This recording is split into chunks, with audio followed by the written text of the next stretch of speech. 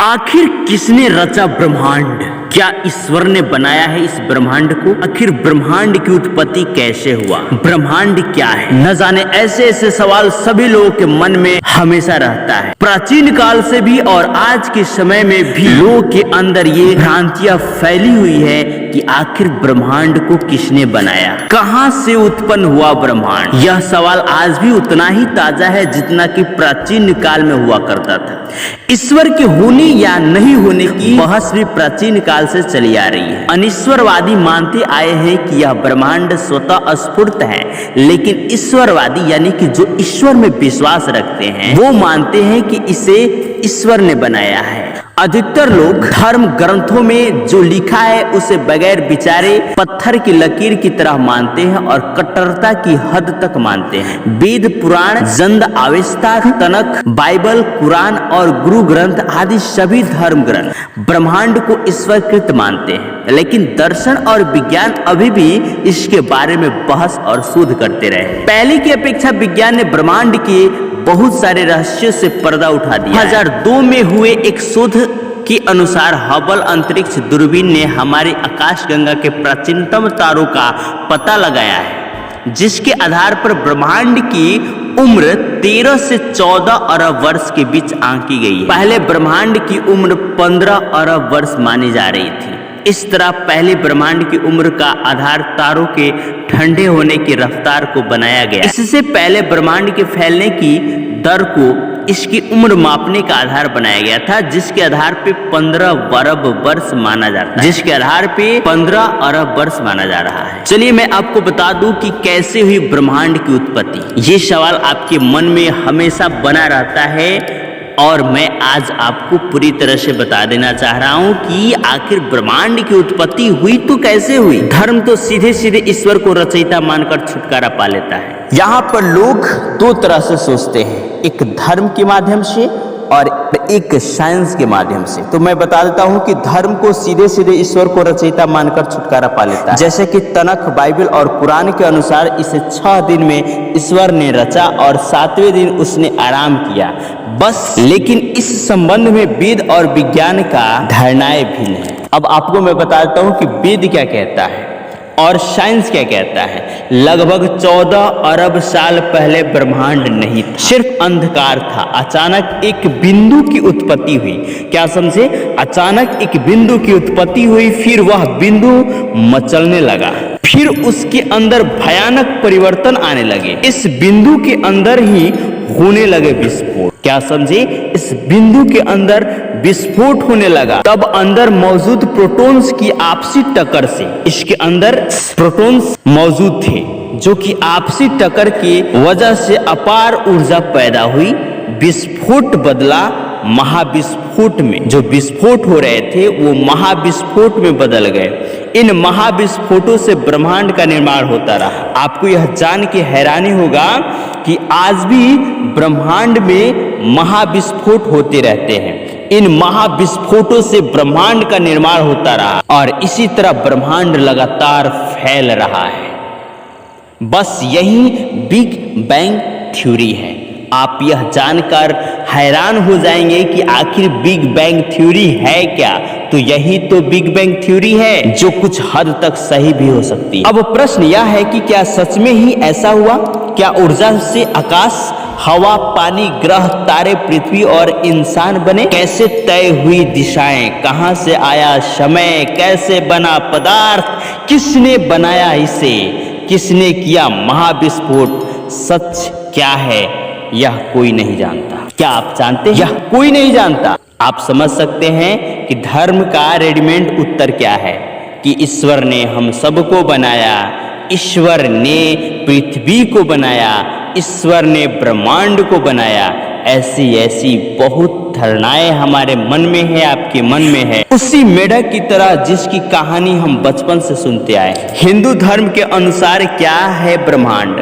उत्पत्ति का सिद्धांत क्या है? आप यह जान के हैरान हो जाएंगे कि वेद कहता है कि ईश्वर ने ब्रह्मांड नहीं रचा, ईश्वर के होने से ब्रह्मांड रचता गया। ईश्वर के होने से ब्रह्मांड रचाता गया। उसकी उपस्थिति ही इतनी जबरदस्त थी कि सब कुछ होता गया। यानी कि ईश्वर यानी कि भगवान की उपस्थिति ही इतनी जबरदस्त थी कि यह खुद ब खुद होता गया।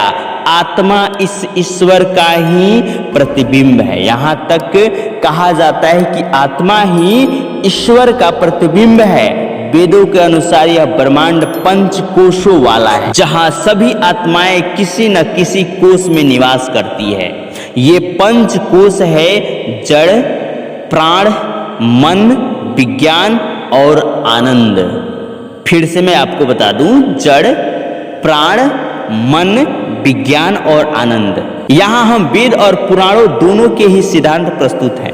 यहाँ पर वेद और पुराण दोनों के भी सिद्धांत प्रस्तुत हैं। अभी आपने वेदों की अरबों साल पहले ब्रह्मांड नहीं था, सिर्फ अंधकार था। अचानक एक बिंदु की उत्पत्ति हुई, फिर वह बिंदु मचलने लगा, फिर उसके अंदर भयानक परिवर्तन आने लगे। इस बिंदु के अंदर ही विस्फोट होने लगे और वो विस्फोट महाविस्फोट में बदल गए। शिव पुराण मानता है कि नाद और बिंदु के मिलन से ब्रह्मांड की उत्पत्ति हुई। आपने शिव पुराण देखा होगा, तो शिव पुराण कहता है, शिव पुराण का मानना है कि नाद और बिंदु के मिलन से ब्रह्मांड की उत्पत्ति हुई। नाद अर्थात ध्वनि और बिंदु अर्थात प्रकाश। नाद अर्थात, नाद का अर्थ होता है ध्वनि, जिसको वॉइस कहते हैं, और बिंदु का अर्थ होता है प्रकाश, जिसको लाइट कहते हैं। इसे अनाहत या अनहत, जो किसी आहत या टकराहट से पैदा होती है, इसे अनाहत की ध्वनि कहते हैं, जो आज भी सतत जारी है। इसी ध्वनि को हिंदुओं ने, यानी कि हमारे हिंदू धर्म में ओम के रूप में व्यक्त किया गया है। कहा जाता है कि ओम एक ऐसा शब्द है जिसमें पूरे ब्रह्मांड में जितने देवी देवताएं हैं सभी लोग शामिल हो जाते हैं। ब्रह्म, ब्रह्मांड और आत्मा, यह 3 तत्व है। ध्यान से सुनिएगा, ब्रह्म, ब्रह्मांड और आत्मा, यह 3 तत्व है। ब्रह्म शब्द ब्रह धातु से बना है। ब्रह्म शब्द ब्रह धातु से बना है, जिसका अर्थ होता है बढ़ना या फूट पड़ना। ब्रह्म का अर्थ होता है बढ़ना या फूट पड़ना। ब्रह्म वह है जिसमें से संपूर्ण सृष्टि और आत्माओं की उत्पत्ति हुई है, या जिसमें से ये फूट पड़े हैं। विश्व की उत्पत्ति, स्थिति और विनाश का कारण ब्रह्म है। जिस तरह मकड़ी स्वयं में से जाले को बुनती है, उसी प्रकार ब्रह्म भी स्वयं में से स्वयं की विश्व का निर्माण करता है। यानी कि स्वयं ही स्फुटित होता है, फूट पड़ता है उसमें, वो फूट महाविस्फोट होते हैं और वो वृद्धि उसमें होने लगते हैं। ऐसा भी कह सकते हैं कि नृत्यकार और नृत्य में कोई फर्क नहीं है। जब तक नृत्यकार का नृत्य चलेगा तभी तक नृत्य का अस्तित्व है। इसलिए हिंदुओं ने ईश्वर के होने की कल्पना अर्धनारीश्वर के रूप में की है, जिसे नटराज कहते हैं। ब्रह्म स्वयं प्रकाश है, उसी से ब्रह्मांड प्रकाशित है। उस एक परम तत्व ब्रह्म में से ही आत्मा और ब्रह्मांड का प्रस्फुटन हुआ।